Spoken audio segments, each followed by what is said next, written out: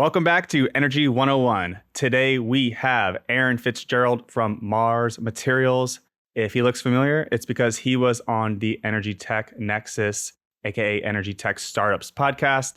And, I'm the video guy. I edit everything. So I literally see all these people's You knew his faces. face. I hear their stories, and it's so amazing and inspiring. And then, I'm like, I have a podcast now. I can pick up the scraps and be like, come on my show now.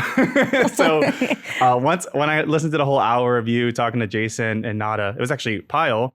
It was just, I was like, this is so cool. I love learning about something so vital that you don't even realize exists. And that's kind of the whole motif of Collide, really, just how important oil and gas is and power, energy, whatever. But with that said, why don't you kind of explain what it is Mars Materials is, what your industry is? If I switch to the wide angle, you can see there's an experiment waiting to go, so we love props on this show. Wait, we all get safety glasses. We do. Oh, yeah. Safety first at Mars OSHA's Materials. watching. I'm so excited. Yeah. Aaron, kick us out. Yeah, well, thanks for having me. And happy, was it Thursday today? So really excited to be here. I'm Aaron Fitzgerald, CEO and co-founder of Mars Materials. We're based here in Houston, Texas. And our company transforms carbon to clean, dirty water. And I like to say, and much more, because we also make products like carbon fiber, which can be used to, in our case, to replace materials like steel and aluminum in applications that can have tremendous impact on lightweighting for transportation. So thinking about saving fuel economy. And then also in the energy infrastructure. So you can replace, and what's happening in big swaths today are carbon fibers being used as a replacement in steel reinforced conductors. And that helps with transmission infrastructure without actually having to do more interconnection. A lot of opportunities with what we're doing. That's awesome.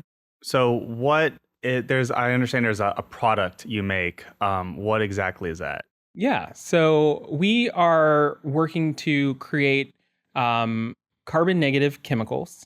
And our target molecule today, target chemical, is a $14 billion chemical building block called acrylonitrile.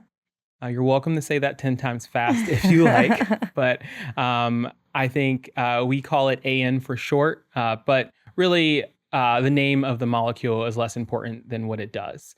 So there are many derivatives for it. Some where acrylonitrile is the sole raw material for derivatives are carbon fiber.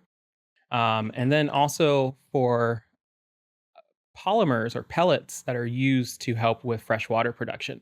So the acrylonitrile market itself is $14 billion and growing about 4 to 5% per year. And its derivatives, particularly ones where it's the sole raw material, are growing at hypergrowth speed.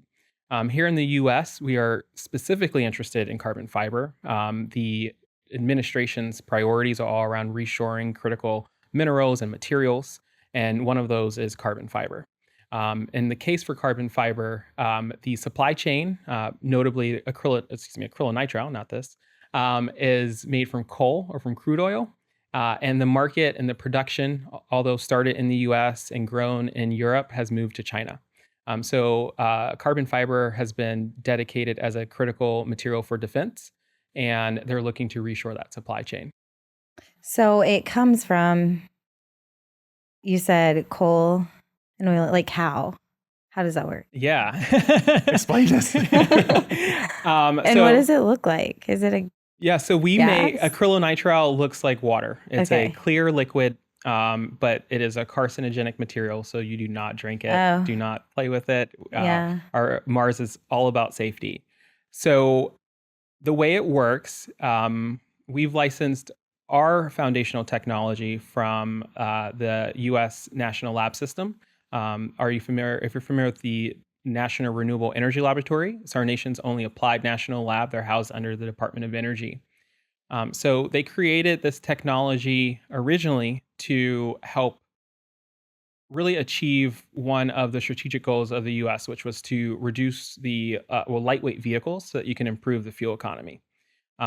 We then took over the technology a few years ago and became their commercial partner, and we've since scaled up the technology from bench scale to our full pilot plant which we house at Shell's Technology Center here in Houston. We have about 1,300 square feet of And processing that area. just means, like, when you say you've scaled the technology, you've scaled different ways to use it. It means that we've scaled up our production capacity. So being So able you're to actually producing it. the acrylonitrile, yeah. What are you producing it from? Yeah. So we use inputs like captured CO2, water, electricity. We also have some funding to support sugars-based route. And then we process that through our technology, which is the technical name is called nitrilation. So we're nitrilating these inputs to then get acrylonitrile. But nitrilation is a unique chemistry in that it can make a bunch of nitriles, but the one that's sold mostly on the market is acrylonitrile, and it's that $14 billion market. Now, that compares and contrasts to the incumbent route, which has been around for 50, 60 years. It's called the Sohio method. Think Standard Oil of Ohio, that company, right? After they split out from the major company, they became smaller holding or individual companies that I think Rockefeller still held. He made a lot more money off of that. And Standard Oil of Ohio was the company that still made fuels, and then they pivoted into chemicals. And their really moonshot chemical was acrylonitrile. It had been around for a while, but they had a better mousetrap. Nowadays, though, that mousetrap needs to change because it's made wholly from crude oil. So you take crude oil or coal, you then convert that through naphtha crackers that make propylene. So if you're familiar with the compound propylene, and then propylene along with ammonia and oxygen over air gives you acrylonitrile, and then you get some other toxic byproducts. It's a lot. Yeah. It is a lot. Yeah. How do you remember all the names of stuff? School. Obviously, I know you do this on a daily basis, I think and that's that's why, but it's a lot to keep up with what all these different things do. It's a lot. Yeah. And we don't really focus anymore. We got some feedback. We just had a really exciting product validation, and we got some feedback from the press around how they talk about chemicals and how you can bring more people into the fold by really talking about the impact and what it does versus the base thing. Because in our daily lives, we're not thinking about how we get water or how we get energy or what really makes it so that we can extend the fuel efficiency of our cars, right, or of our or transportation more generally. Right. So is there, besides the way that it's, do you call it produced? Yeah, synthesized, made, produced, manufactured, whatever you want to call it. Being not from oil and gas and coal now, but from Our process. Yes. Yeah. Is what else like differentiates? Like, is it also the products you're making that are, what am I trying to ask? Maybe like, how is it better for the environment? And everything? In addition to our sustainability impact, which is huge. So our process compared to the industrial incumbent saves upwards of 650% on carbon emissions. But we also use less water in our process. We don't produce toxic byproducts. So the incumbent process makes some more chemicals here, hydrogen cyanide, for example. Hydrogen cyanide has some technical things that make it challenging with some of the other inputs from the propylene oxidation process, this Ohio process. And that requires these plants to be sited in very restricted areas, near class 4 shallow injection wells. So there's only a few of those in the U.S. So you see the plants have been saturated around there. And over the years, what they've done is they've sized up their plants to their max capacity. So we present a new opportunity because our product is impurity advantaged. We're hydrogen cyanide free. We don't have other impurities that are challenging either to the conversion of our products downstream or to siting. So we can site our plants in traditional chemical hubs or in other geographies that make sense. And in addition to that, that impurity advantage does give us some product performance advantages. In addition to demonstrating that we're drop-in, it enables the production of higher molecular weight polymers. And think of it as like the chains that are bound together that makes the plastic polymer. The longer you can get, that leads to different performance improvements. So in the case for carbon fiber, you want very long chains. And we just received our first federal grant from the Department of Navy to actually demonstrate if we can make what would be potentially very strong, more strong than the market sold today, carbon fiber. That's awesome. When you have things like that, are you like creating a long piece and then they're just like, how do they test it? And how do they, you know what I mean? Like you're not like fully deploying, but like how do you do a test? Yeah. So I think that is one of the challenges and the opportunities in scaling up a chemical technology. The timeline to move from what was our benchtop system that we used at the National Renewable Energy Laboratory when we were working on our tech transfer to our pilot plant took a couple years to get off the ground. And now we're still in the process of completing our piloting and collecting the data that we need. But to your point, yeah, it just takes years of work and a lot of discovery and trial and error, and having a great team that's willing to, kind of bang their head at the wall until things start to work. Yeah. Yeah. How many iterations? This is like kind of on the business side, but I'm just curious. No, please. How many iterations do you have to go through to try to get like, okay, this one we can actually give to them?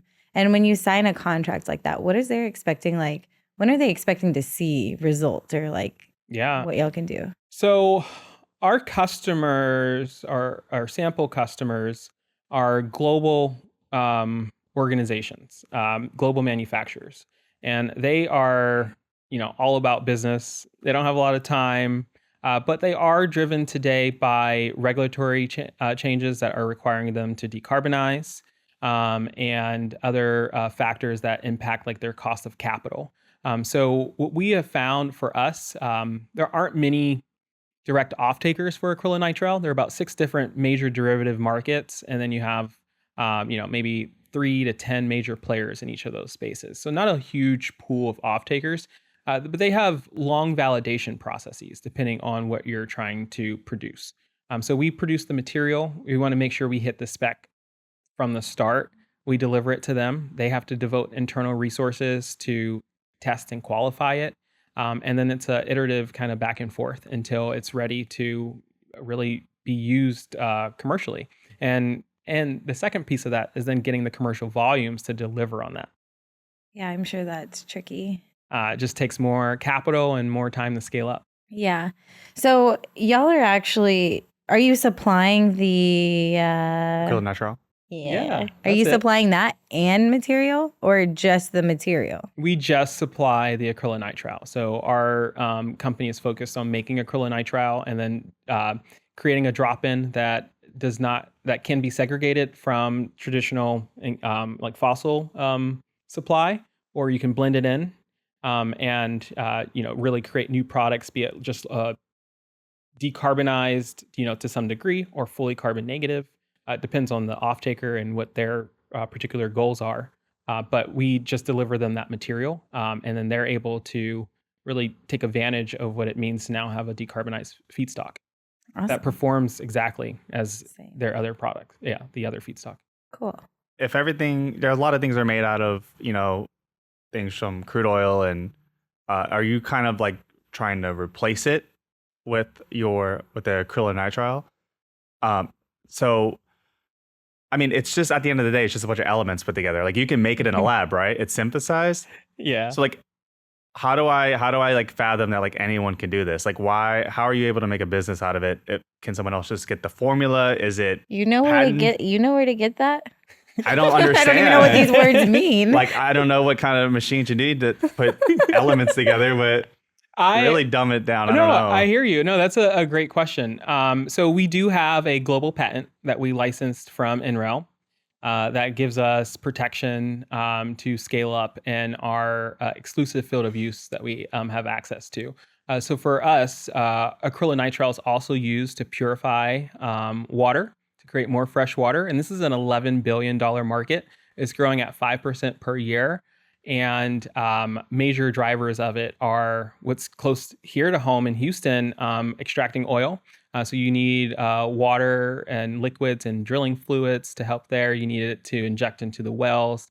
So a big issue that we have is in Texas is cyclical droughts.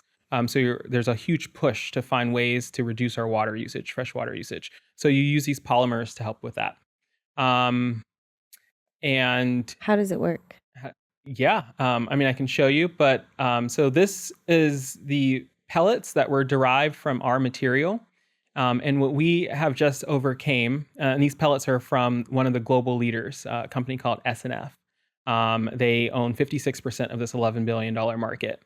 We overcame a decades-long incumbent barrier set by that Ohio process to demonstrate that our product in its first shot, so as you mentioned, how do we set that quality control, can make all 1,500 plus products of theirs. So about 1,500 different varieties of these things. Because all water is not the same.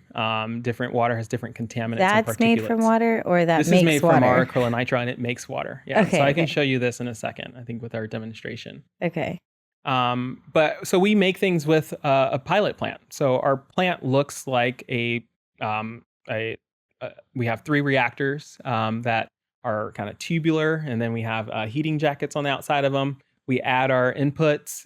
The reactor does its work. And then outside of that, we then have to then go through the steps of recovering the crude material and mixture and then purifying it to the customer spec.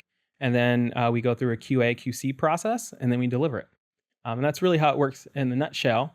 I would say that the running the machine is, when we were first getting started, new, and we had a lot to learn. And now we're using it to collect data so that we can scale up to the next one. So this, you said carbon negative earlier, like it's like you hear that, you hear carbon neutral, net zero, like whatever. Like, I mean, I know what that kind of means, but like, can you explain like maybe the scale of that? What even carbon positive? Like carbon positive would be like oil and gas, right?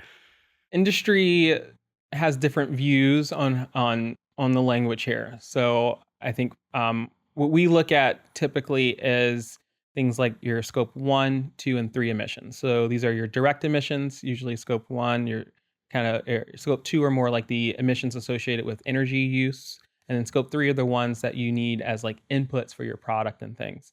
Our product and our process has negative scope 3 emissions because we're able to use captured CO2 and very low process emissions in that scope 1 and 2 category. That then gives us the benefit and the ability to store about 2 units of CO2 per unit of acrylonitrile that we produce.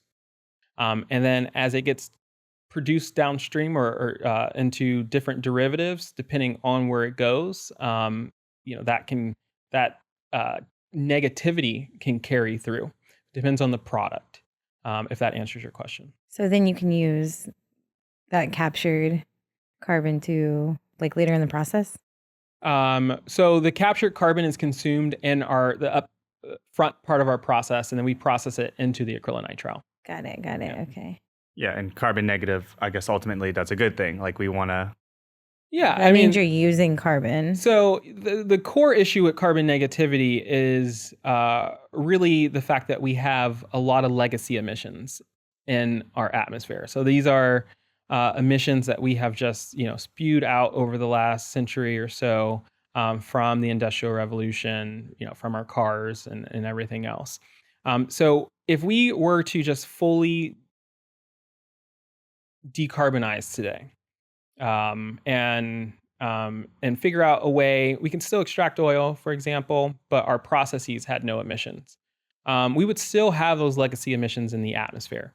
So the carbon negative piece is really a signal that you can use those legacy emissions to then leverage those for products or for outputs. And then the target there is to store those legacy emissions and lock them away permanently. So you do not have them in the atmosphere, and we're then able to reduce the elevated emissions in the air, which is causing all of our climate issues. Right. Okay, that makes sense. So that carbon fiber is made out of acrylonitrile, but like what else exists right now that's made out of it? And like how long has it been around? Like what have we made in the past? Maybe give like a timeline of like who invented it? Like I don't know.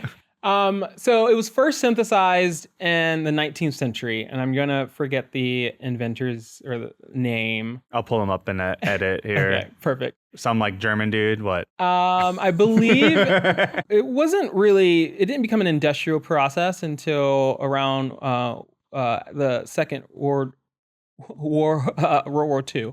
Excuse me. And the reason for that was we needed more rubber for our vehicles for the war. And acrylonitrile makes synthetic rubber. So that was its first kind of major application. After the war, there was the process for making acrylonitrile was known to be very emissions intensive. It polluted communities. And so the market itself was limited by its growth, by these challenges. The market growth was limited by these challenges. So this Ohio company recognized there was an opportunity here. And at the same time, there were new applications being derived for acrylonitrile. The common marketing term for the major application is something called polyacrylonitrile, but we know it as acrylic fibers, for example. So marketers were starting to realize, oh, these fibers are cheaper and they can be used in clothing and carpets and other applications. So that became like the super app. That created a lot of demand and we needed a cheaper way to make it. So then Ohio came in with their process. And then since then, they've created other derivatives. They found that you could take that polyacrylonitrile, stabilize it, and make it higher molecularly in terms of weight. And then when you bake it at very high temperatures, like 1100 degrees C or so, then you get carbon fiber. That was another application. They also found that if you combine the acrylonitrile with other chemicals, you can get products like Lego blocks and vacuum parts and keyboard keys. So I tend to liken acrylonitrile and really try to get folks to think about it as we look at the American living room over the last 30 years or so. We've gone from heavy furnitures that, based on steel and aluminum and like TVs encased in wood to sleek, lightweight, and durable. Underpinning that has been acrylonitrile. It is the base chemical that's responsible for a lot of that transition. And it's been the transition material or substitution material for wood and steel-based products. And when we think about our daily lives, our active lives use our interface with acrylonitrile about 30 to 40% of the day. Our passive lives, if you're thinking about the blankets that you're using and such, are about 75%. So it's everywhere around you. Wow. It's really like a catch-all, it's the same thing they say about crude oil. It's like, it's in everything, but so is this stuff.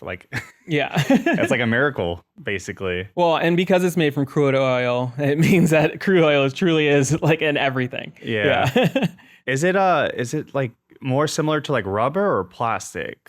It kind of sounds like plastics and everything. Depends how you bake it. Yeah. So you can make rubber from it, or you can make polymer from it. And technically this is a polymer. But it's a water soluble one, so it makes. So this is how we make fresh water. I think folks wouldn't necessarily consider carbon fiber to be a polymer, but I think technically it is. It's a textile, so it really depends. I think on maybe how you squint. Yeah.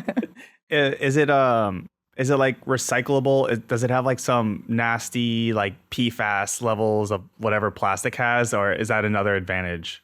Yeah, so we make a drop-in replacement acrylonitrile. So when it comes to end of life and all the things associated with the traditional ways of making acrylonitrile and the products that are on the market today based on acrylonitrile, we're not necessarily changing any of that. In fact, what makes Mars unique, we see ourselves as sitting at the nexus of carbon dioxide removal and industrial decarbonization. So acrylonitrile presents an opportunity to put a lot of captured CO2 into products that are long-term and durable. So you see a lot of those products that I mentioned, like our living room having transition, but that also extends to our kitchen and our bathrooms. So think like your coffee pot, for example, went from like metal to, plastic, acrylonitrile, right? So that's going to exist if it came from our process in your home for about 5 to 10, 20 years, I hope, right? And that, in industry perspective, is carbon removal. Then you have to worry about the end of life. And there, what we do is our goal is to work with end product users and have them really look at their end of life management plans. And as to the extent that we can, as a small company, create incentives for them to really think about their end of life management. Okay. Why don't we do this experiment real quick? Yeah, so I can show you how we all interact with acrylonitrile on a daily basis, and we would never know. Okay. So what we're going to do, we just overcame, as I mentioned, this decades-long incumbent barrier. And we don't really think about fresh water, but fresh water is ubiquitous in our daily lives. A lot of it, most of it goes to agriculture. The other applications then are for industrial applications, so producing chemicals, producing more oil, and then also for our drinking water. So that requires, if you think about that, the discharge from a chemical plant is going to look very different from the discharge from the folks eating a lot of tacos in Houston, right, to making bananas in Hawaii.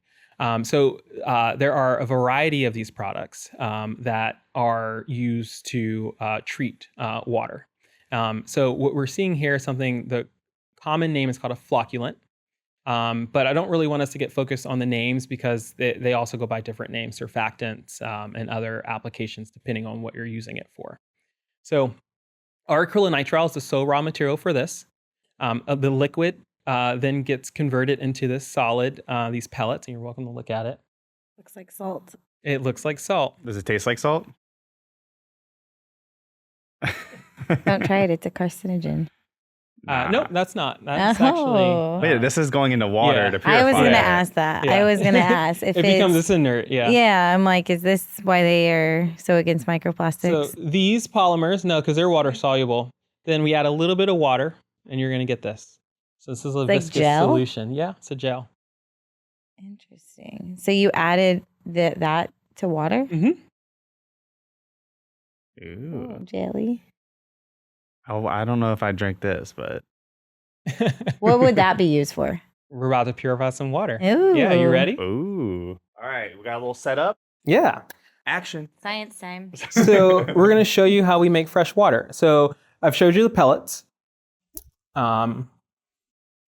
And just a little bit of water gets added to a few pellets, and then you're going to get this gel. And we're going to use this. This gel is going to come in handy. How much water was in that before? So for demonstration effect, we like to make it look like magic. But in the so we put a lot of pellets and water in here. But if you're in industry, you're looking at this to save your cost and to make sure that you're coming in exactly what you need. So they have a lot more controlled formulations for it. Got it. So what we have here is just some fresh water. And we're going to, and we have a spinner here.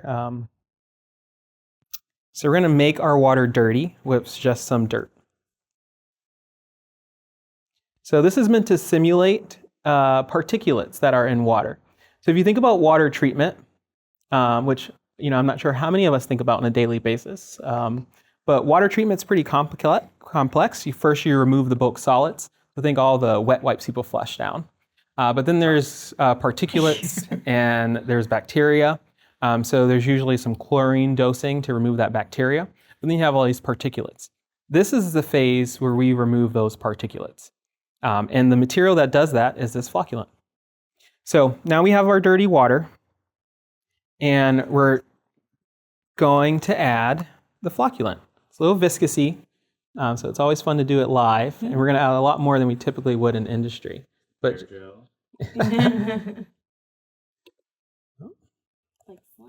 yeah. I think Nickelodeon invented this stuff first. But you can see it's already happening. So it's now clumping together. And it's flocculated. So keep spinning, but we can also just turn it off. And it'll settle. Let me actually spin it a little more.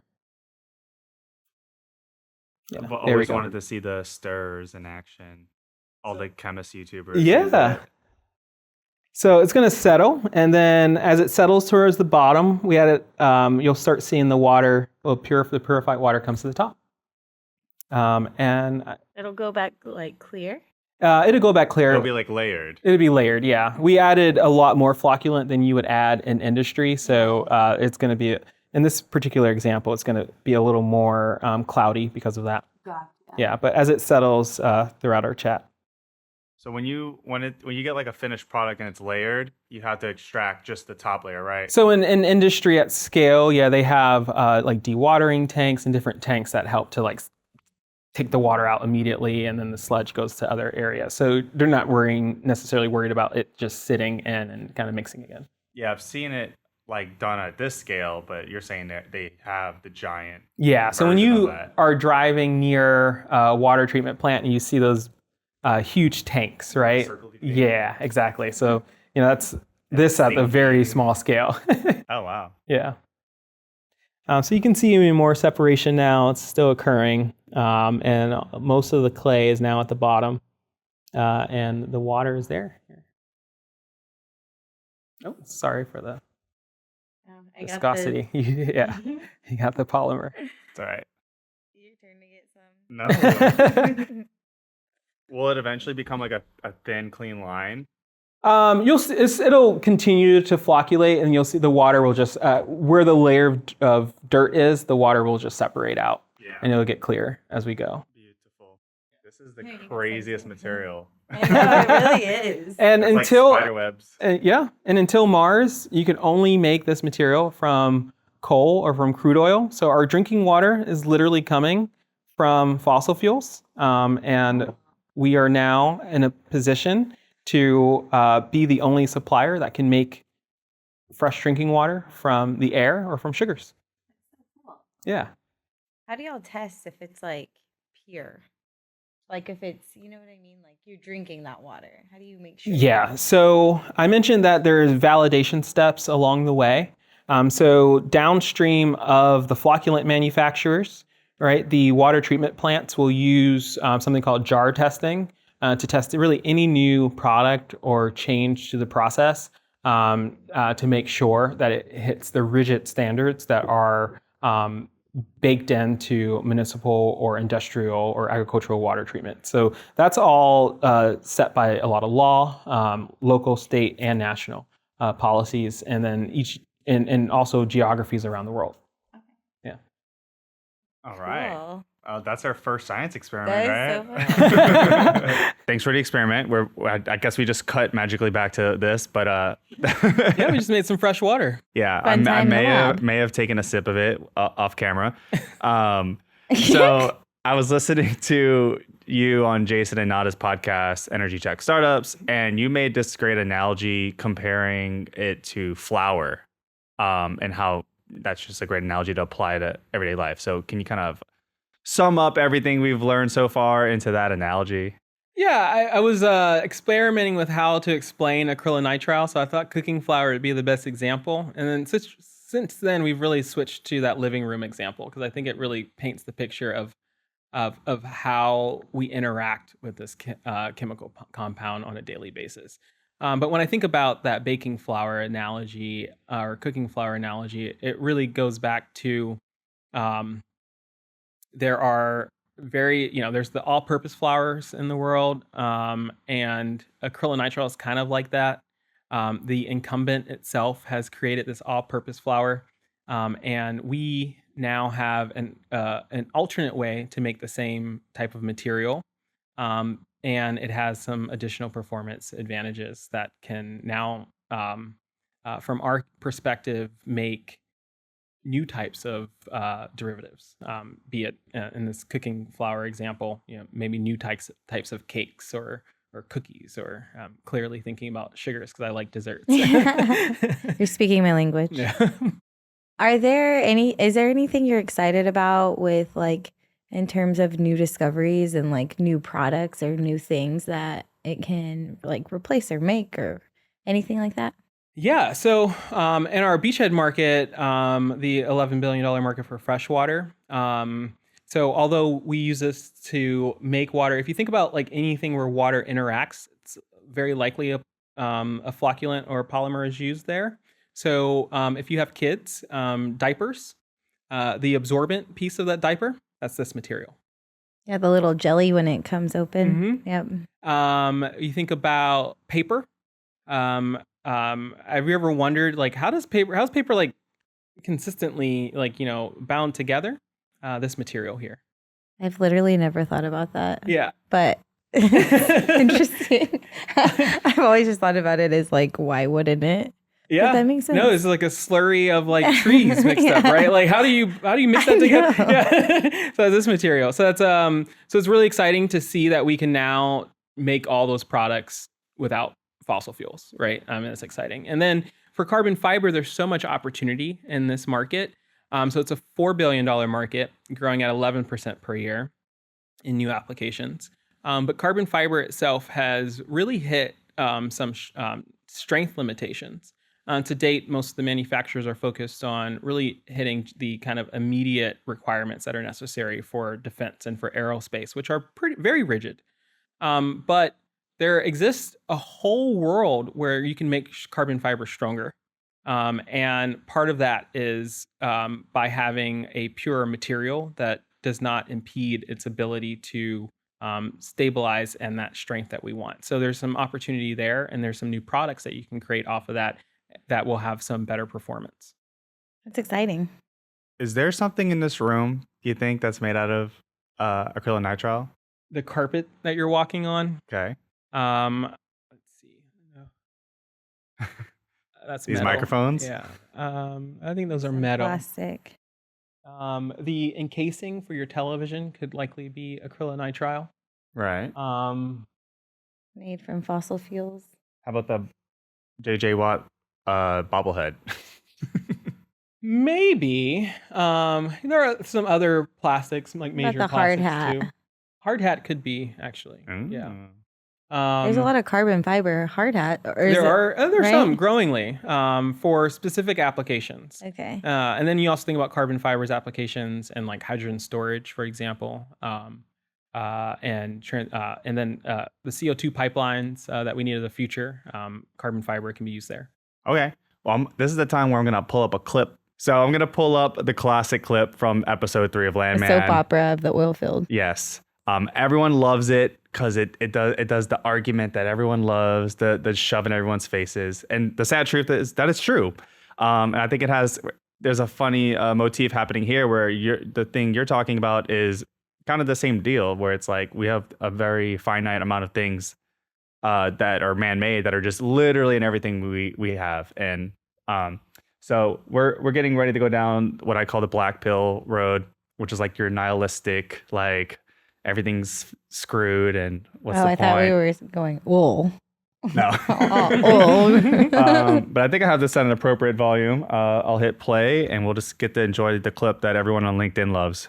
We have a 120-year petroleum-based infrastructure.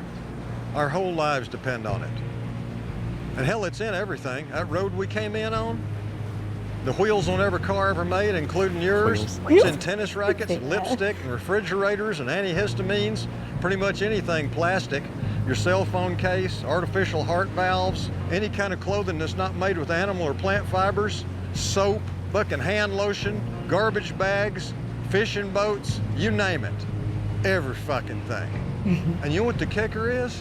We're gonna run out of it before we find its replacement. It's the thing that's gonna kill us all. What she meant to say was, Aaron's going to save the day.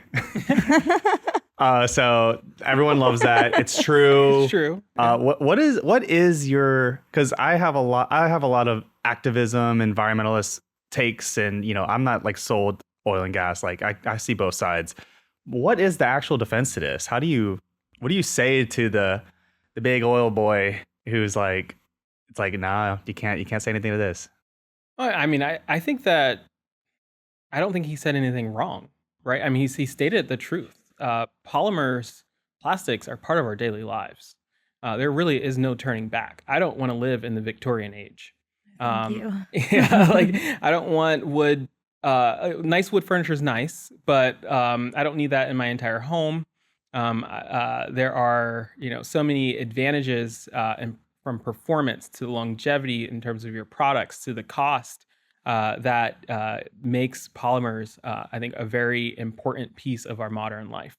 And Mars's whole thesis is to keep our modern life the way it is, but avoid, I think, the piece that he mentioned, which is we will run out of that finite resource. And that finite resource is also causing a lot of devastation. right?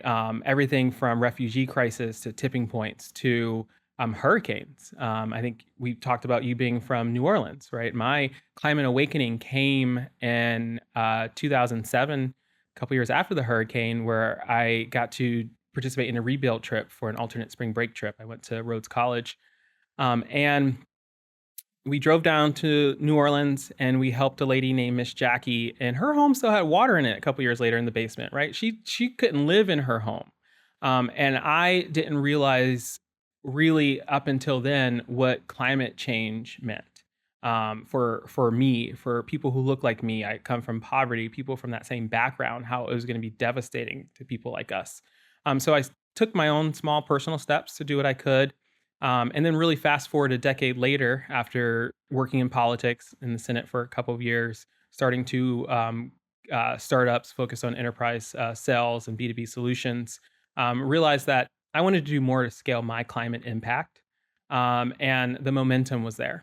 So I then joined a company that could help detect really large methane gas leaks over oil and gas fields so that we could make those oil field services more efficient, right? How about we stop the leaks because we still need to keep our modern lives?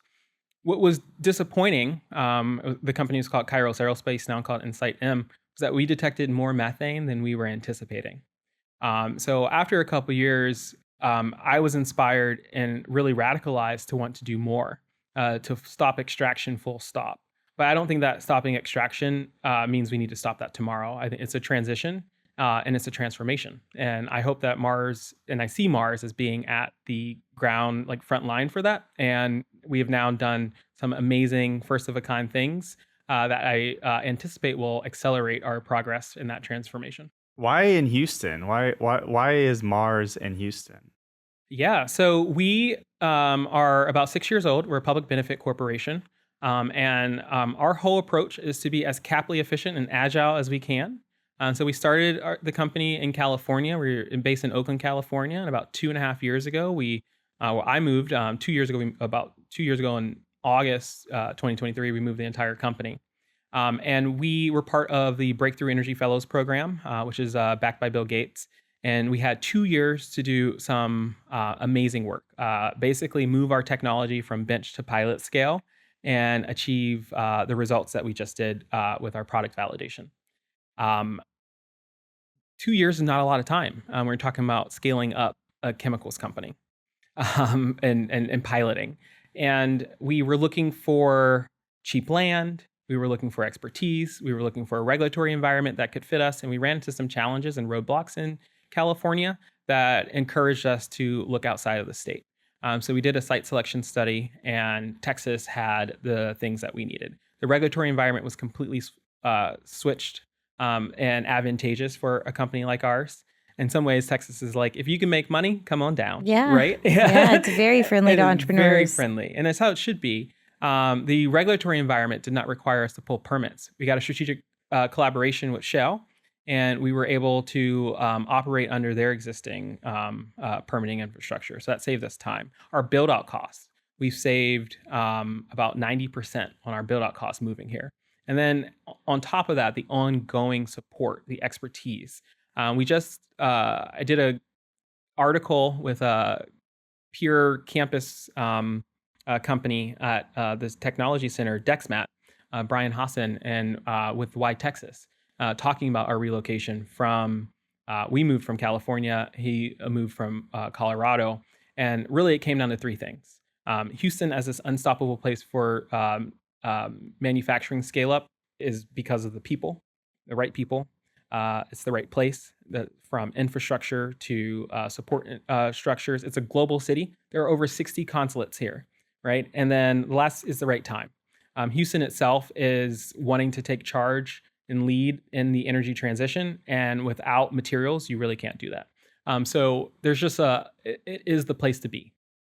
Hell yeah. There's a clip. I'm glad you chose Houston over Austin. I feel like everyone highly underrates Houston, and I think it's amazing. I love it here. I had to adjust to driving everywhere. I think I read that 95% of tasks are completed using your car. I live in like the Montrose area, so I can get 50, 60% there. So that's my only, I think, struggle being here. Yeah, I hear that a Yeah. lot with it not being like Yeah. walkable at all. But otherwise, it's an amazing place. The food is incredible. The people are incredible. It's coming from Oakland, which is a very diverse city, and then now moving to the most diverse city in the U.S. It's incredible, right? So it's a great place to be. I agree. Hell yeah. Yeah. I Okay. love it. There's like the whole that's why Austin's a problem. They're all mad at the California people for coming. It's like, not in my backyard NIMBYism with them, but it's like this man's literally like changing the world. What the hell are you doing? And he chose the right city and the right state, and like you have an actual great use case of like, leaving the powerhouse that is California for Texas for the right reason. Like that's amazing. Love that. Oh, I'm glad to be here. Yeah. What were you saying? Last question is why? Second to last question. Oh, why did you name it Mars? What's the full name? Mars Materials. Yeah. Yes. Why Mars? So when we started the company in 2019, there were talks from some of those, folks who have a lot of money about moving to Mars as a plan B. I don't believe that, but it is a great in situ reference because if you look at the Martian atmosphere, it's about 95% CO2. So what are the resources that you're going to need on Mars? You're going to need fresh water. You're going to need infrastructure, materials. And our Love it. compound can make everything that you need. And we like to look to the stars. Coming from working in remote sensing, I have an affinity for aerospace. So we kind of follow through with that. We call our team members Planeteers. And that's not just about like that planetary exploration. It's also an homage to Captain Planet, if you remember that show. And that's that kind of climate activist side. But our pilot lab we call Cassini. So we're in Space City, right? So it's really exciting. Cassini was NASA's spacecraft that surveyed Saturn's moon Titan.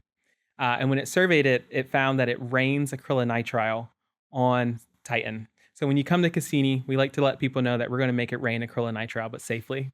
I love that. That's so cool. Yeah. I'm obsessed with space. Yeah, and nothing beats a great name origin story. Love that. And like, having it bleed through your company and everyone. Yeah, I love that. Our, Yeah, a little bit our of founder will whimsy. eat that up. He loves that shit. I like whimsy, I mean, because we're talking chemistry all the time. You need to have a little bit of, Fun. yeah. Aaron, thanks for coming on. Thanks for having me. Please check out his podcast with energy tech startups. They are way much better hosts and more articulate than I am. Oh, this is I think we hit all the points, but really jumped around. But we're like a was fun. dozen episodes in, and you're inherently interesting and doing amazing work. And Thank you. very appreciative. Yes, thank you for coming. Thanks for having me. And you all can find us at marsmaterials.tech. And we're always looking for partners to offload our flocculants for. So that's one area. And then also funders and supporters who can help us scale up. So appreciate it.